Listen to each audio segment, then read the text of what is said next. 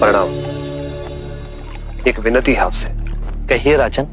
पिछले कई दिनों से मेरे स्वप्न में मेरे पिताश्री आ रहे हैं।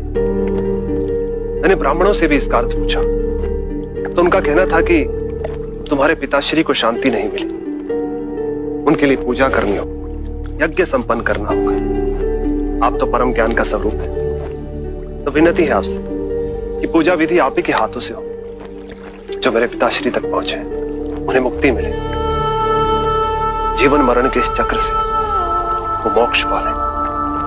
अवश्य राजन। आप मिट्टी के 2 घड़े मंगवाइए, एक में घी भरवाइए और एक घड़े में कंकड़ पत्थर भरवाइए, और उन दोनों घड़ों के मुंह कपड़े से बंधवा दीजिए और उन्हें लेकर नदी के तट पर आइए। मैं वहीं आपकी प्रतीक्षा करूंगा। मैं भी इसका प्रबंध करता हूं महाराज।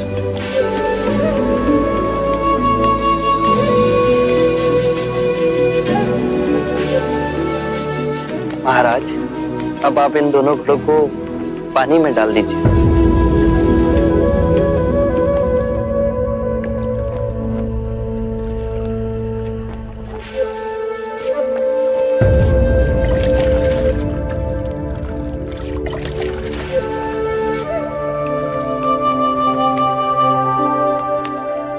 महाराज, अब इन दोनों घड़ों को आप तोड़ दीजिए।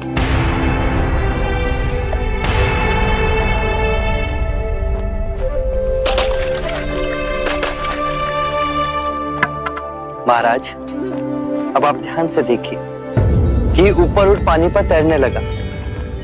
अब बताइए, मेरे या किसी और के पूजा पाठ करने से क्या यह घी नीचे बैठ सकता है? असंभव। ये तो घी का स्वभाव ही नहीं। सत्य कहा आप। उसी प्रकार किसी भी पूजा पाठ, विधि विधान, कर्म कांड के द्वारा पानी के अंदर डूबे हुए कंकड़ पत्थर क्या ऊपर आ तैर सकते हैं? नहीं बुद्ध, ये तो प्रकृति के नियम के विरुद्ध है। तो हम प्रकृति से भिन्न कैसे हुए? हम भी तो प्रकृति का ही रूप है।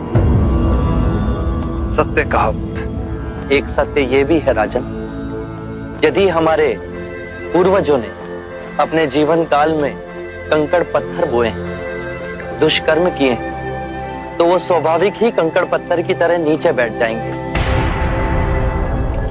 और यदि उन्होंने अपने जीवन काल में सत्कर्म किए तो स्वाभाविक ही घी की तरह ऊपर आ तैरने लगेंगे। जो बोएंगे वही काटेंगे। परंतु इस शरीर रूपी जीवन काल में ही नहीं, अपितु इस शरीर रूपी जीवन काल के पश्चात वाली यात्रा में भी हम जैसे कर्म करेंगे वैसा ही फल मिलेगा। अब बताइए, इस प्रकृति के नियम को कोई पूजा पाठ, कर्म कांड, विधि विधान, यज्ञ हवन मिटा सकता है? राजन, मैं भी इसको नहीं बदल सकता। केवल अच्छे कर्म ही मनुष्य की मुक्ति का द्वार खोलेंगे। ये कैसी तलवार है आपके हाथ में, जो एक क्षण में सारे झूठ काट केवल ज्ञान को प्रकाशित करती है। ना जाने कितने जन्मों और भटकता में यदि आपकी कृपा ना होती, इस एक क्षण में आपने अपनी अदृश्य तलवार से मेरे अहंकार का सर भी काट दिया। धन्य है प्रभु।